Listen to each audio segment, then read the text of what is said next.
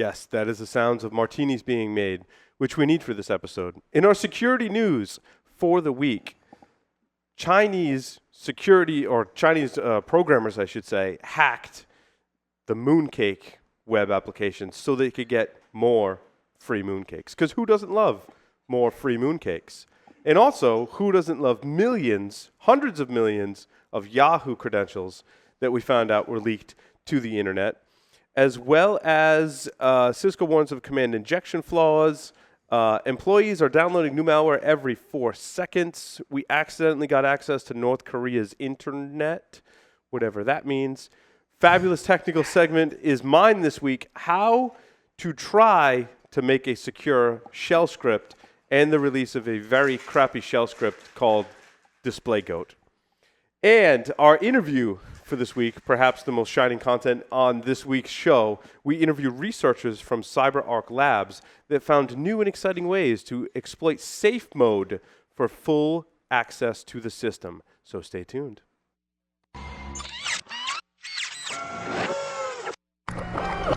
This is a Security Weekly production.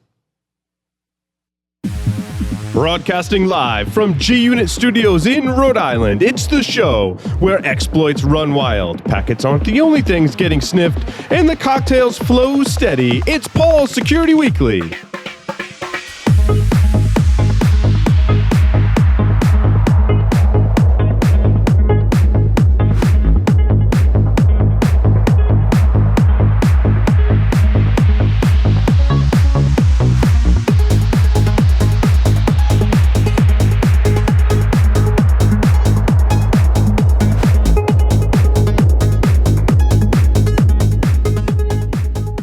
Security Weekly is brought to you by the SANS Institute, the most trusted source for computer security training, certification, and research.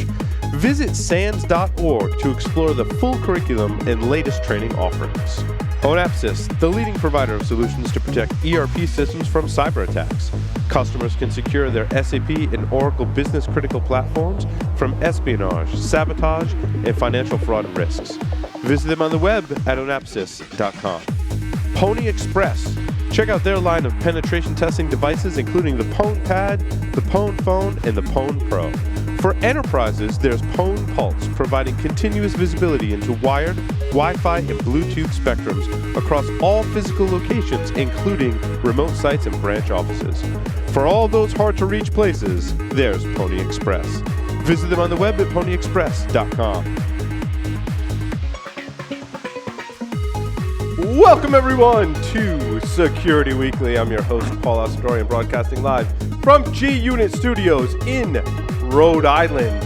I have here with me the only other host on the show this evening, a man who remembers when Old Spice was New Spice, Mr. Jack Daniel. Hey. What's going on, Jack? How are you? I'm better with these martinis. Yes, good martinis job. solve the world's problems. The martinis are going a long way. Absolutely. Yeah, we're just crying. We're crying into our martinis because everybody else is in Louisville. TurbyCon. Joff, Jeff, John, Larry, and I'm missing somebody else in there. Carlos is doing his class, Carlos is doing his class. Are all in TurbyCon. And we're not. And we're not, which is it's very sad. It's very sad. They were talking about getting together for drinks. So Jack and I decided to get together for drinks and record a show, which with everyone at DerbyCon, and we didn't have a guest for this episode. We pulled things together last minute. Very proud of everyone here on the team for doing that. We pre-recorded an interview that's just awesome.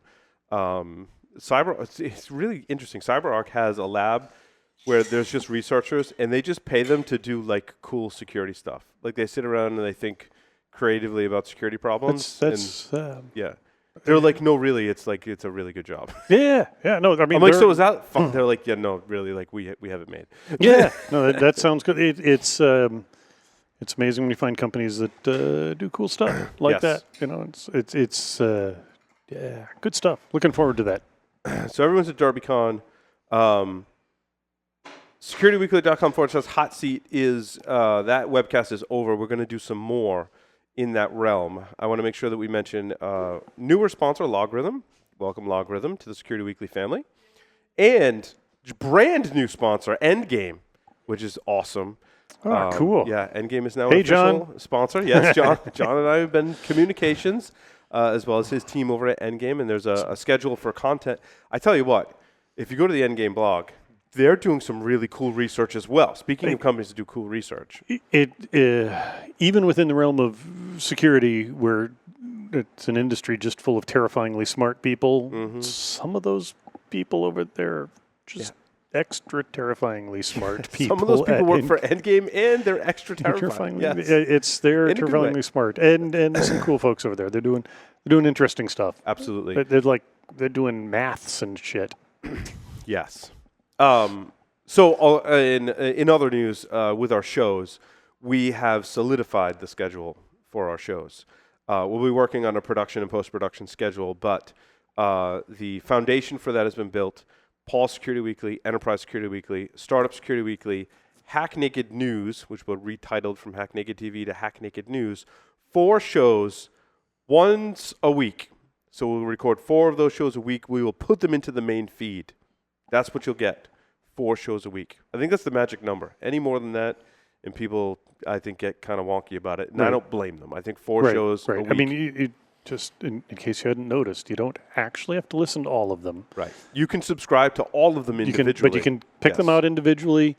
You can do only the ones you want, or it turns out that you can skip things in your Some people, podcatcher. a lot of people I've talked to say, I'm very grateful for this, they like all of the shows, and they just prefer to subscribe to them individually, which is fine. Well, if you're trying to keep your podcatcher sorted out, it makes it easier to do it that way. Whatever works for you.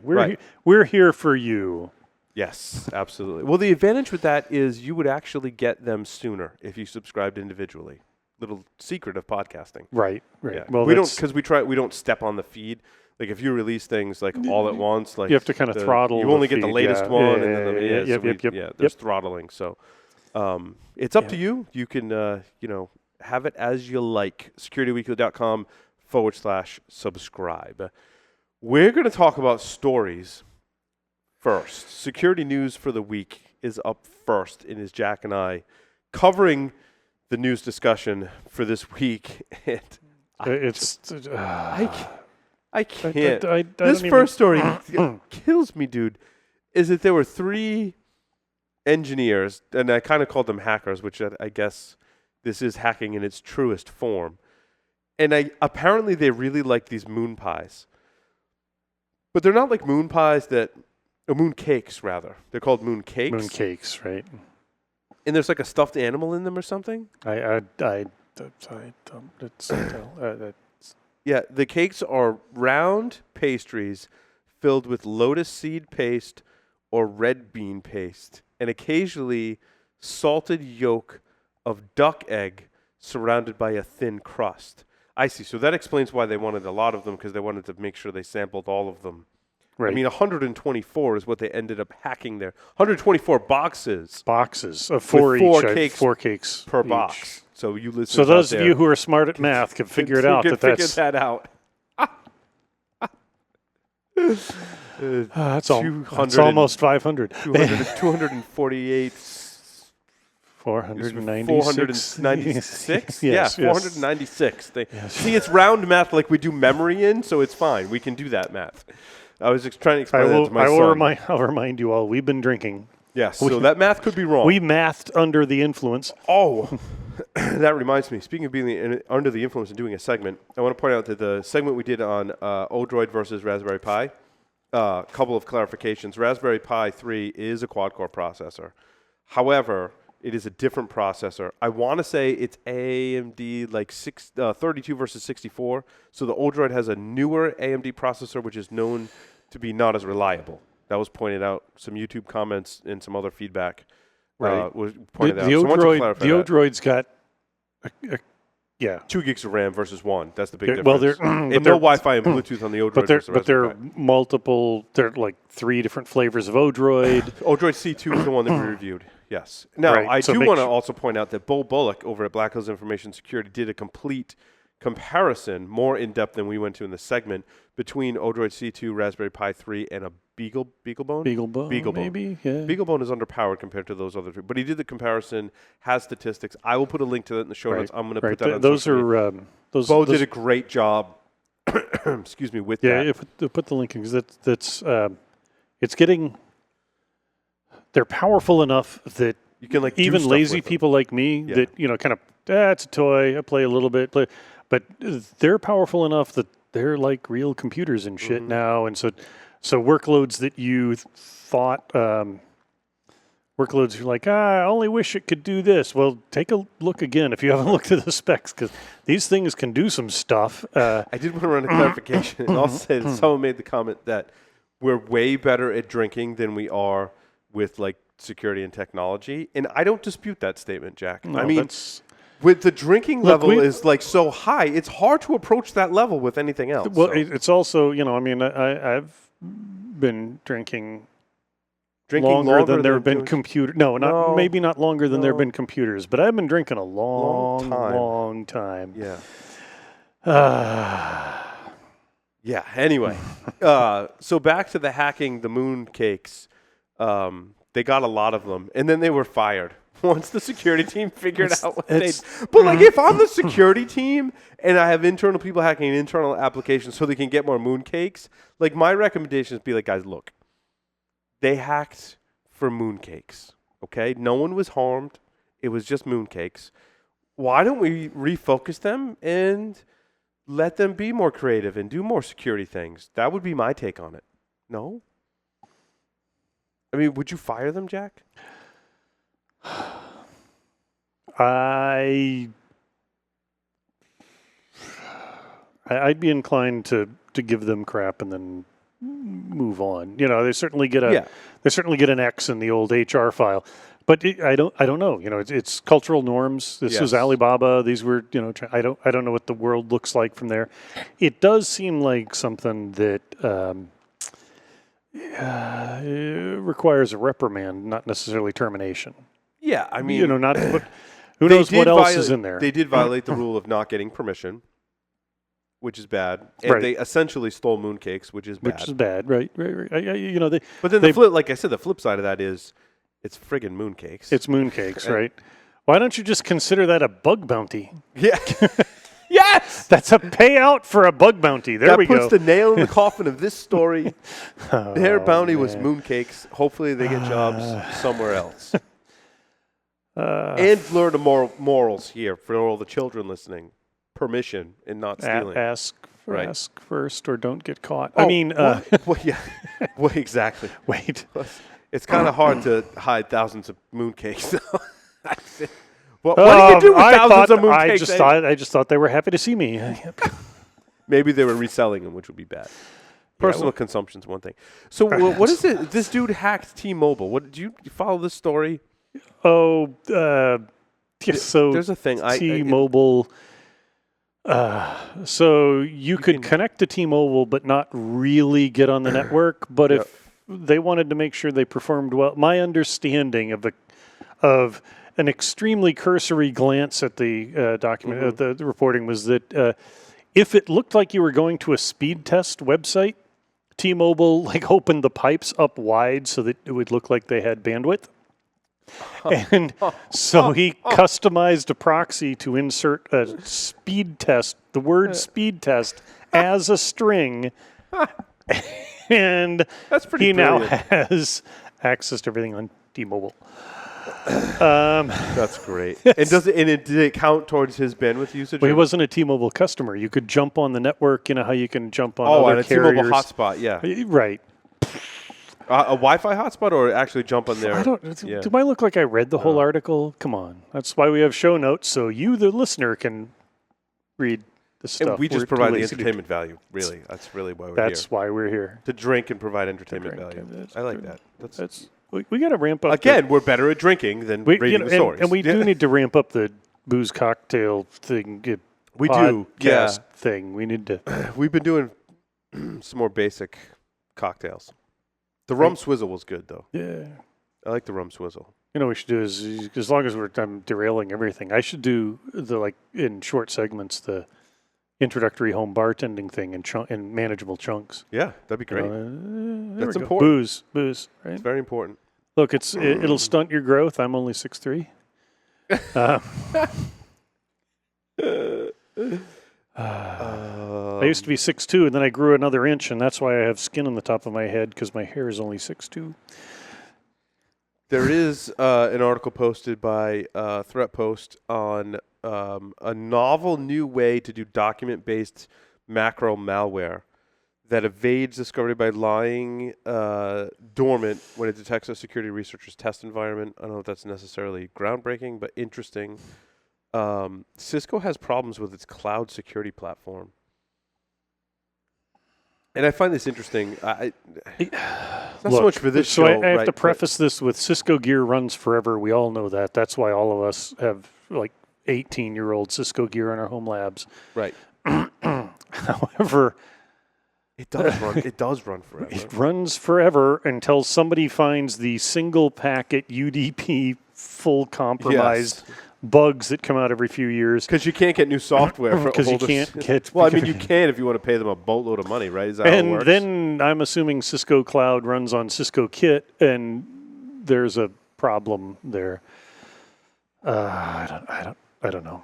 Well, this is more topic for the other shows, but it's interesting Cisco's cloud play, right? Like here they are laying off a ton of people and making the push towards cloud, trying to keep up with Amazon, Google, even Microsoft to a certain extent in this whole Well, it cloud depends game. on where you're going. I mean, everybody, the Microsoft's play is classic Microsoft, where particularly Amazon, to a lesser extent, Google, have had this idea of, you're going to rebuild your stuff to fit in our cloud, and you're going to take advantage of all the cool stuff that Amazon does. Mm-hmm. Microsoft is not that they don't support doing it that way, but they also say, why work that hard? Why don't you just move your Exchange to us, move your Active Directory to us, and boom, you're gone, and we'll do it better than you can, and you just manage it, right? And I mean, Microsoft's had the sheer operating system play since the beginning of time, so for them, their cloud offering kind of, I think is what you're saying, it fits with that, right? Like we're the infrastructure, we're the operating system. As crappy, it fits, like people that didn't understand Windows 10 anniversary update. Oh my God! As long as we're ranting, the Windows 10 anniversary update broke Display Link for me, which is like USB-based video. The Windows 10 September update, which is a roll-up, which was supposed to fix all of that, did not, and it broke a lot of DisplayPort connectors on docking stations. Interesting. And I've said this before, a lot of people have no problem. A lot of people have Windows 10, and it's functional for me, but I'm going to say it again. It did. It messed with the display in a month stuff. or so, you're going to see me with not a Windows box. Not that you can tell from this. But it's really messed here, up. Pro tip. Nobody thinks I'm a hacker when I have artistic skins on my laptop as opposed to having hacker stickers all over. People don't even look at me twice. That's very pretty. I have a very pretty Are you an artist? It's like, yes, I am. I am an artist, and you shouldn't reuse passwords. I mean, we have machines that run Skype. Right. And I use Windows for that. It's really ironic for me when I get so frustrated with Microsoft that I want to switch to Macs to run Skype. Like, there's just something that doesn't make sense. That's right. That's like, I'm going to run Skype on Multics because it just... Yeah. Well, you can't run it on Linux. It's not full featured on Linux, is it? It's not.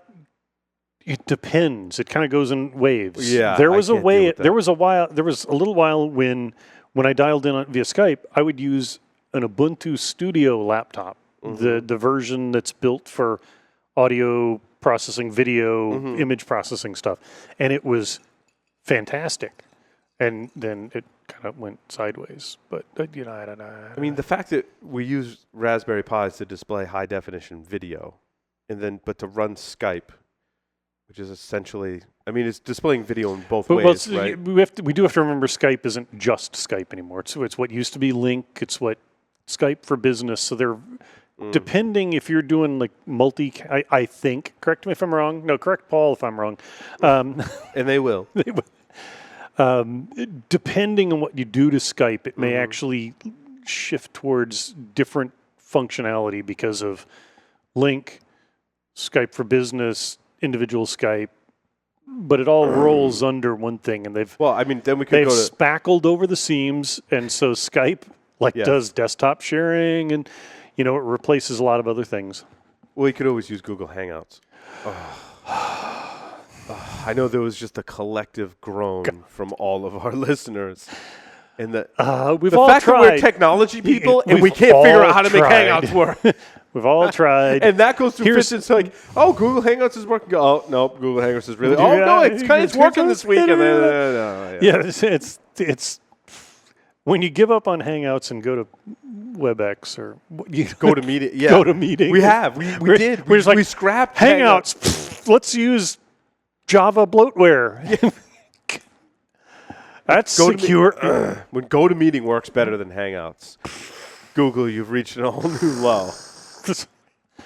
And they really could position them. If they merged voice and Hangouts and did it right, they could displace Skype.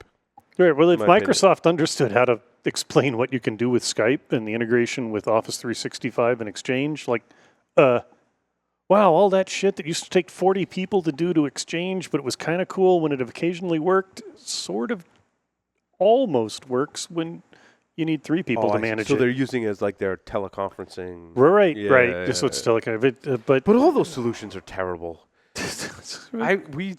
they are. If My former you're employer and your watching, current employer tried a different technology that we haven't if you're mentioned. watching this, Not good, dude. Not good. or listening to this, and we're ranting about teleconferencing shit. You're screaming at your podcatcher obscenities about whatever. I don't care what it is. Whatever technology that it is they make you use, you're cursing at it. And let me just head you off. By the way, those 3 edge companies that make something that's supposedly wonderful, I'm sorry, it doesn't scale. It doesn't work cross-platform. What are the fancy cameras? You can go ahead. They get Go ahead. Polycom. We could use Polycoms. Polycom.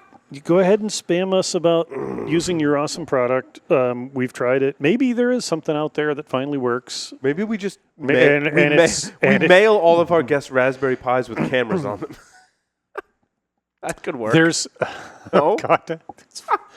Oh, But then you have the audio. so anyway. there's wait, if you We're could get way it, off if of- you could get it back, you could use the Zoom Q4 tied to a Raspberry Pi because that does USB, so you don't even need HDMI, and that's high def. Plus, it solves the audio problem. Not that we're getting a kickback from Zoom. Although, if you work for Zoom and would like to sponsor in kind, Send a sample send product. a sample product to love PSW at Security Weekly. All right, Jesus. Somebody Anyway. bring us back on track. So there was a survey, Jack, and I know how much you love surveys. I love surveys. Was it on Pokemon Go? No, it was IT Pro Portal. Hold on. No, it was a Sands. It was Sands, and they're a sponsor, so we have to be somewhat nice. But it was a Checkpoint 2016 security report at the Endpoint Sands 2016 Threat Landscape Study. Or Yes. conference, maybe? Oh, at the Endpoint Sands Threat Landscape, the article is misquoted. It sounds like Checkpoint did something for the SANS conference. Anyway, they say that employees download new malware every 4 seconds. That was their claim. They got that from a survey. I'm not sure how. There There were 12 million new malware variants discovered every month. Yeah, we do. Those numbers are all believable. I mean, there aren't 12 million new families, but with the polymorphic Variants, yeah. with variants and polymorphic stuff, it changes continuously. So, a single family can be hundreds of thousands of samples. And the amount that's downloaded, yeah, but it depends on, the definitions matter, right? Download new malware. So that means it comes in via email. Do you open it and get infected or not? I don't know. There's not enough there to go on, but the internet is a dangerous place. Done. Yeah, well, sometimes we don't help ourselves, like the North Koreans who... Zone transfer. Zone transfer for the win. I love it. And they got a zone transfer for all, 28? 28. 28? Apparently, but that's the 28 websites that North Koreans are allowed to access. Right.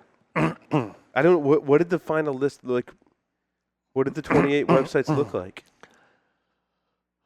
SecurityWeekly.com. I'm going to go out on a limb and guess that they looked like AOL or GeoCities. I'm going to guess that the 28 websites look like GeoCities and are highly reverent of the here we go. royal family. Or they're not royal, but they are royal. You know what I mean? Cooks.org.kp is a recipe site. KCNA is the government. Don't say it, Jack. Don't say it, Jack. Don't say it, Jack. Don't say 101 ways to walk your dog. That's terrible. Who made me drink this? Friend.com.kp might be a social network, and that government-controlled news site as well was in there. It's interesting. Yeah. And the end of the article on CNET says, unfortunately, many North Koreans, 24 million citizens, have worse things to worry about than a bad connection. Malnutrition, government corruption, and human rights violations plague the secretive nation. Thanks, Captain Obvious. Yeah. You know what we need to do to prevent hacking? Law. Yes. We just need to pass laws that say it's illegal to hack into things. This is a novel new concept, Jack. This is how we fight everything from gun violence to terrorism to stealing cars, whatever. One of the things that I talk about in my Shoulders InfoSec talks is I like try to humanize the various people whose names we know but don't really think of them as people. So Ron Rivest, who is where we get like all of the not all, but most of the RC ciphers, Ron's code, Rivest cipher, whatever, is the creator a long time ago of the 3-ballot system, which can be implemented in paper, because Ron Rivest doesn't think that crypto and computers are trustworthy enough for democracy. But we've got people in we've got people in Congress who aren't trustworthy enough for democracy, so what the fuck, make a law. Just well, his bill proposed that voting systems not be connected to the internet because that makes them secure. Oh, air gaps, because we haven't talked about at least a dozen ways in the past 11 years to bypass my what? Stuxnet my what? All right. First of all, Stuxnet my what? USB my what? Right. So you didn't have it. Oh, you do. Yes, you've got the story. I had a handful of stories this week. You had already listed them all. The story we'll get to in a few minutes about malware-infected USB sticks being mailed to people's houses. There's so many ways to compromise voting systems. If you go back like 10 years ago, you and I sat at ShmooCon and listened to Mouse and others talk about horrible voting systems in Pennsylvania, which you can buy on eBay and use in your county right now. And if we had a choice in who we vote for, it might actually matter. It's very very timely to talk about voting. It is timely. It is. Oh man, we're not going there. I'm baiting. You know, Jack. when we when reality looks more bizarre than what you hear on InfoWars, we're fucked. I mean, just we're getting our explicit tag because Jack's throwing F-bombs, but when the conspiracy theorists aren't as crazy as reality, what the hell? So anyway, don't hack your voting systems. I don't care who you vote for because we hate them all. If you want public office, you're probably not qualified. Whatever mental incapacity you have, you should join us in InfoSec because we're welcoming of people. But don't run for public office. And don't hack your voting systems because it's illegal. It's illegal. That'll stop people. I've found that criminals are stopped by things being illegal. Yes. Wait, It should be illegal to mail USB thumb drives laden with malware to people's homes in Australia. What laws apply there? Are there international laws? I don't know, but if you ever Why Australia? What was going on with this story, Jack? I don't know. First of all, with Australia, if you've like what was what's his name? Bill Bryson's book In a Sunburned Country. If you've ever read that, it details the number of animals and other things in Australia that are willing to kill you. Like, in the 60s, they had a prime minister that disappeared. He went swimming and became part of the food chain. And it's just like, that's what happens in Australia. Right? I would never open my mailbox. I know what kind of spiders and snakes they have. I'm not opening my mail, but it's like, nope. You're going to send it via email. I'm not opening that thing. Who knows what's going to be in there? It's like, Pat Gray, if you're listening, take care of yourself. Have somebody else, have a neighbor open your mailbox. It's scary down there, dude. Have the intern do that, Patrick. Have the intern do that, Patrick. Well, have you seen the picture? He's like posted pictures. He snapped pictures with his phone of spiders on the window and stuff. Like, just yeah. No, dude, they're not like spiders we see here. Right. They're like, dude, I have a guest bedroom for you. All right, but I get it. You live in an idyllic place, except everything there wants to kill you, except your neighbors, except most of your neighbors. But anyway, right? Yes. USB sticks. People stick USB sticks in places they shouldn't. But then there's Tinder, and they stick other things places they shouldn't. So what the hell? This is true. This article really doesn't say much, by the way. This BBC article that I linked to, not worth the read. Yeah. Go read about this somewhere else.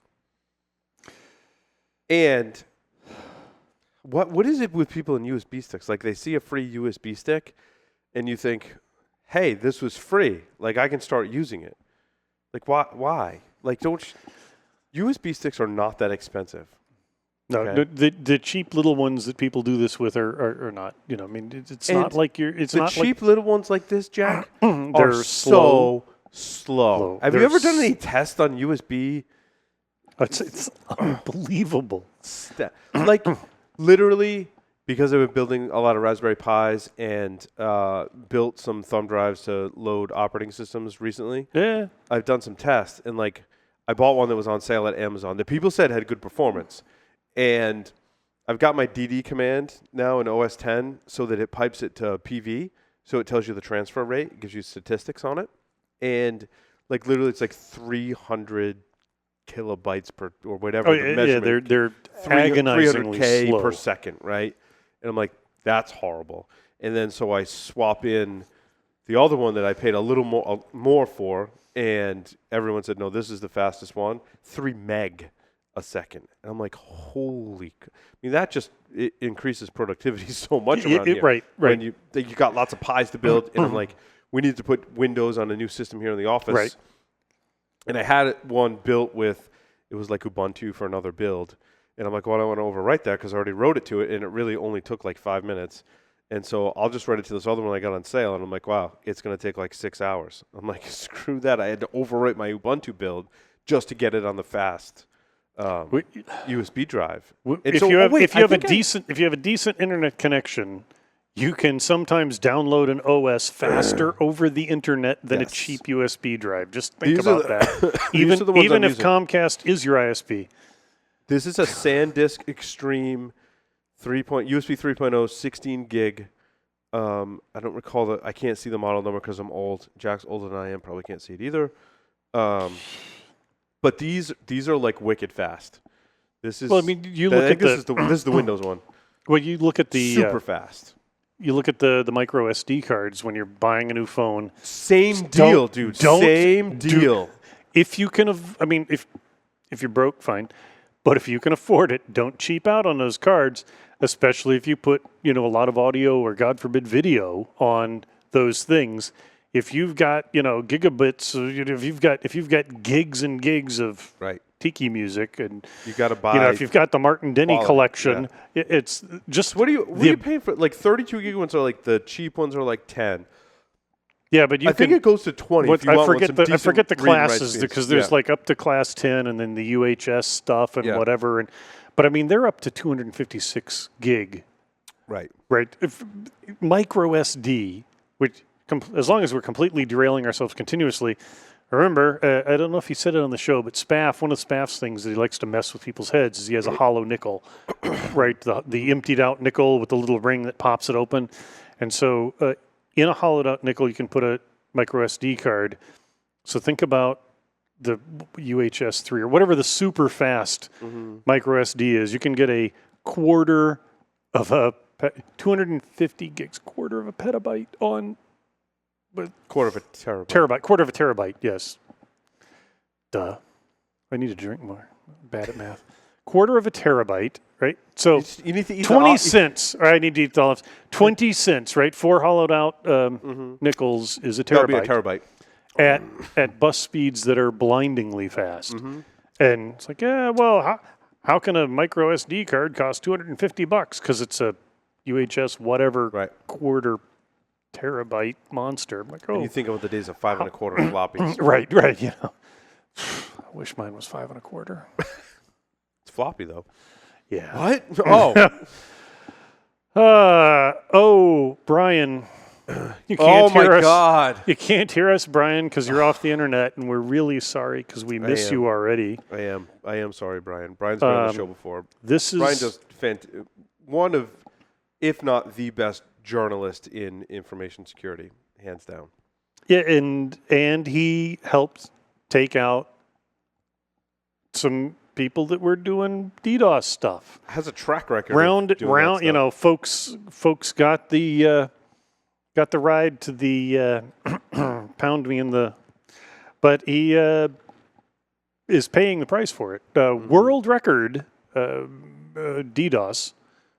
More than double the greatest amount that Akamai has ever seen in the past few days. And is it? I mean, has it been confirmed by Akamai and others? Yeah. It's like 650 gig plus of pipe, and it's not a reflective attack. This is every botnet on the planet is attacking Krebs' site, and the article stated it's like twice the most that Akamai. The article stated it was made up of IoT embedded devices. It's all sorts of devices. It's from desktops to servers to IoT. Okay, but it's not like an NTP reflection, amplification reflection type attack. Right. This is everything under their control. And as it happens, they're burning these botnets. These people are pissed. They're burning botnets. Because once you do this, they get spotted. Yeah. So but it's like worth it to knock them off. And Akamai, they're making a point because what he speculates there were Israeli police made an arrest, and the 2 people were convicted and given 30 days without access to the internet. People are getting rounded up. People are getting rounded up from this, and the thing is, I think they thought of it like, hey, if Brian's going to take away my internet access, I'm going to take away his internet access, or at least his website access, and they're just pissed. This is not just one person, but a group of people that are freaking pissed off. Right. This is an enormous group of criminal enterprise folks who, whose income has been threatened by Brian, and they're making a statement, and it's worth It must be worth burning some of their bots, some of their botnets to do this. And I don't know how long he's going to be offline. Akamai has made a stand, and it was standing up at 650 gigs. Just stunning bandwidth. Is it back up now? No, it's going down now. Or it's gone down in the past hour, so I don't know if it's up right now, but he has notified everybody he's going to be offline for a while. I can't access it right now. Yeah, so he's down. He knew it. He made some announcements, Twitter and other places, that he was going to be offline for a while. Can't we just all band together and just mirror Brian's site everywhere so they can't do this to him? Or would that just piss him off more? I'm not sure. I don't know if we want to piss off. It's a pissing match, and I would imagine he needs to be sponsored by a DDoS provider. Probably no DDoS protection vendor. There's nobody that's at that level. You guys can correct me if I'm wrong, but with the Prolexic acquisition, there's nobody that can put the firepower into DDoS protection that Akamai can, as far as I know. Correct me if I'm wrong. I don't say that just because we have friends at Akamai, but we do have friends at Akamai. So we've got a little bit of insight into what they can do at what scale. And it's like when Akamai says you're costing us too much money, it's not that they can't keep them up. Right. It's that the It financial costs us- impact. Wow. But if you think about who uses those sort of services, Microsoft distributes software through those services. Apple distributes software through those services. The U.S. government hosts their websites amplified through those services. This has got to be. This is making a statement with a risk analysis Right. that says it's okay if everyone from GCHQ, NSA, and FSA are pissed at us. And that's a ballsy move. I'm not encouraging them. I'm not giving them kudos, but they're making a statement, and it's like, I don't know if it's blaze of glory or we like the prospect of prison, but that's crazy. But it's Brian. We miss you, buddy. It's only been a few minutes, but we miss you, buddy. But it'll be an interesting story to watch. Yahoo had a leak of sorts. It's because they wouldn't let people telecommute. No. That was a Yahoo, right? Yes. In all fairness, a lot of Google positions do not let you telecommute either. Right. Yeah. Well, I mean, there are a lot of roles that you need to be in It just seemed place. Although it's what interesting that where we've worked in the past couple of jobs, you and I Why have is it had. when I don't click on the articles that go to CNET in the show notes, by the way, because they autoplay a video and they have a pop-up. And it looks like my flash blocker got, or my ad, one of them got the autoplay video. Never mind. I can't even go there. So anyway, Yahoo. So they said 200 million. It's looking like closer to 500 million, maybe. 500? But this is and from... people are being dismissive of this. And something to remind people like, I don't know, me. Don't be dismissive of Yahoo if, you still have a Flickr account because you had one for a really long time. And years ago, you had to have a Yahoo account to have a Flickr account after the acquisition. That's right. So it's why not... would they sell to Yahoo? It's not... They should have It's sold not like people Why who couldn't they still... have sold to Google? It's not like... Because Google Photos is kind of not great. Yeah, Picasa. Whatever happened to Picasa? I don't know. I think they ditched Picasa. I mean, the Photos is not that great. I mean, it's good as an archive backup, but that's about it. That's another reason IrfanView is been my photo editor for forever because that's the only thing you can use on Windows. But one of these days, I'm going to learn to like lattes and wear a beret and get my MacBook Pro, and life will be good. That's You gonna wear berets? somewhat. Isn't that required? No. Mac? Oh, not anymore. No. My hipster jeans and skinny jeans. Maybe hipster. Maybe hipster's more the problem. I don't know. Those A are lot of us good olives. Those are really Those good are olives. fantastic, aren't they? People make fun of me because I order everything from Amazon, but that was the other thing about the correction I had from last week. Amazon has an inflated price for the Odroid C2 of like $60. You can get it online for $41 or $42 plus shipping, which still works out to be a lot less than $60 because Amazon adds fees when you sell through them. Right. So I apologize, but you can't yep. get it cheaper. Yeah. I mean, I'm a Prime customer, and I buy a lot from them. But it always shop. For audio and video gear, there's another company that I always double check and frequently buy from. Mm-hmm. Who's that? American Musical Supply. But check whoever, whether it's Sweetwater. I mean, this is not a pitch for anybody, but American Musical Supply often has things. But it's not them specifically. The dirty secret with Amazon is if you take out their store credit card, and it's not a credit card, like they'll basically give you an online line of credit. Right. You can spend about $5,000 and they'll give you 12 months or 6 months, no interest, no finance charges on about up to. I know because here in the studio, all the gear we buy, There's some gear in this studio. we push the limit, and that's basically like our budget is whatever credit line Amazon will give us. And if you reach $5,000 and you're trying to increase it, they'll tell you no. I know because I push the limit. Push the limit. Yes. But that's frequently why, even if it's a little more on Amazon, they give you that. Right. But that line of credit has a limit. So And again, if you don't use Amazon, not fond of Amazon, cool. If you do use Amazon, reminder that if you start at smile.amazon.com, oh yeah, they could do the charity thing. they throw. I mean, it's a very small percentage, but it is something, and you can choose basic in the U.S. You can choose basically any 501c3. Now, if it's a tiny 501c3 that hasn't set up an account, they'll get an email. They'll get a nudge if Amazon can figure a way to contact them. And if they set up a profile, they can get it. So I'm involved. Security B-Sides Las Vegas gets. Oh, so you guys are set up for that? So we're set up. So Security B-Sides. Nice. But I mean, that's not a pitch for that. Whatever charity you support, that's a 501c3 that you can if you can go to GuideStar and find them easily, they'll probably do it. They have a huge list. We're looking at a new camera, so I'm glad you said that. So there's a huge list. I don't know. I don't know if Hackers for Charity's there. I'm sure EFF is. American Red Cross. Whatever it is that you support, and it doesn't cost you more. I mean, it's like 0.1%. It's a tiny amount. However, it doesn't cost me more when I buy. And quarterly, a little bit of money shows up in a bank account. And I'm like, send an email to the accountant and say, by the way, this is from this.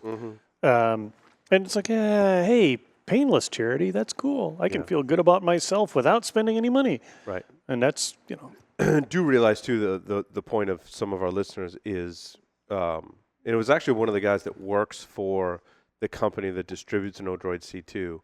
He said the reason it's higher is because Amazon takes fees when we sell it in a certain way. So some things are higher. And a lot of times we'll just link to Amazon because it's easier for us, and I can create a wish list and share that out publicly you can share it and see what it is. But it's shop around. Shop around.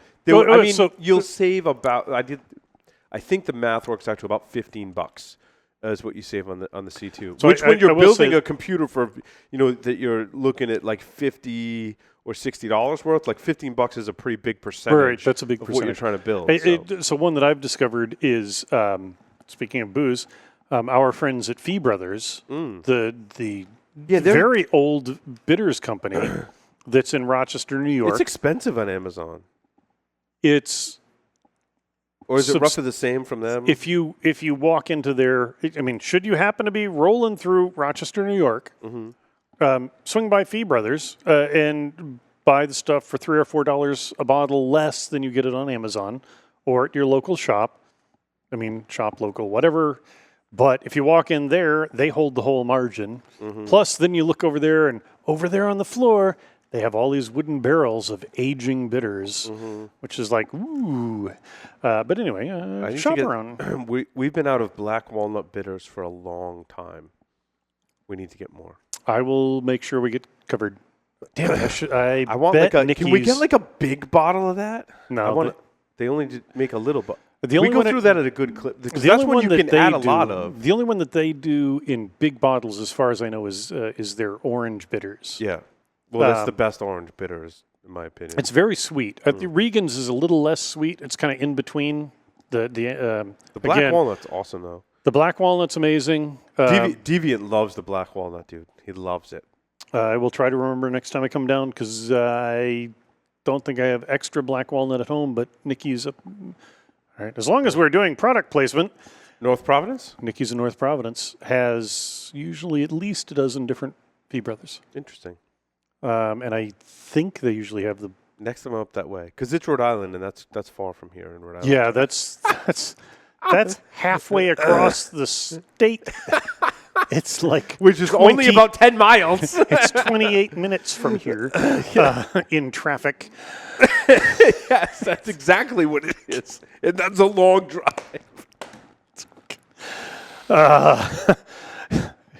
Says Paul to the man who drives cross country. Are you going to drive cross country next year? You know what I did last week? Do I want to know? Tuesday afternoon, I left the Cape Cod, and Wednesday afternoon, I arrived in Atlanta. Thursday night, You must like driving. Thursday night, I arrived in coastal Georgia. Friday night, I went to the Shrimp and Grits Festival. And Sunday night, I was sleeping in my own bed on Cape Cod. How long does it take to get from Georgia to the Cape? So from coastal Georgia, if you can go 95, it's 1,120 miles, assuming that the gas tank holds like 400 gallons and your bladder does too. So figure 1,150 miles. I can do that in 18 and a half hours if traffic permits. Wow. If I have to, I'll hit Interstate 81 and run the ridge of the Appalachians. That knocks it over 1,200 miles, and that pulls it into 19 and a half to 20 hours. Mm-hmm. It's an extra 100-plus miles, but you make good time, and it's freaking gorgeous. Mm-hmm. As far as interstates go, 81 through Appalachia. Yeah. Appalachia. You're just like, oh, look at this. And then you crawl down through. But I went down to Atlanta and hit Trader Vic's, which is but it's an original Trader Vic's, right? So it's great. What is Trader Vic's? That's the old tiki. That's Vic Bergeron. Yeah, was the second guy who was responsible for the tiki craze starting in the 40s. It was first Don the Beachcomber. Have I mentioned we should do more booze podcasts? So anyway, Don the Beachcomber, started the movement, and Trader Vic did the thing. Vic was responsible. The trader ideas where the cargo and cargo nets and more nautical stuff came in after Don Beach. Gotcha. It's a Paul and Jack show right now. It's really not Security Weekly. It's really just a Paul and Jack show. Hey, did you Trusted Sec pulled down their podcast? Did you see that? I did not. Yeah. Dave said or I'm assuming it's Dave said that they were going in a different direction. I didn't find out about it until a mutual friend of ours was like, "Hey, I heard you were on another podcast." They're like, "I pulled out a bunch of Security Weekly podcasts, but I wanted to hear you on this fun one that he had heard about." And I went and looked for it, and I'm like, I don't even have a copy of that, Ron. Yeah. Like, I don't know what happened there. And Dave being knee-deep, over his head right now in DerbyCon. Well, he's over his head. Dave's over his head in everything Dave does. Mm-hmm. General awesomeness. Mm. No, I agree. Plus DerbyCon. Mm-hmm. Yeah, so I didn't want to bug him with something like that. But I'm curious. I'm going to give him time to settle from DerbyCon. He needs at least a week recovery from DerbyCon. So don't contact Dave. I mean, unless you want to give him money and buy his products or services, contact Dave. If it's something else, wait at least a week. Yeah. In a couple of weeks, ask Aaron if it's okay to ask Dave. Yeah. Give him some time. Mrs. And a lot of those people. Mrs. Relic, can Relic come out and play? Yes. And be nice. And be nice to her, because she is a sweetheart. Yes. Jeez. Nice people. And it was fun being on the podcast, but now it's gone. I don't know what happened there. They say the NSA's got a copy. They say they have a new direction, so we'll see. I thought it was I had fun, but anyway. There's really no other stories that I really want to talk about, Jack, to be honest with you. Yeah, you know what? Let's take a break and do my technical segment. Let's do it. Yes. Okay. Right. Short break. Be right back.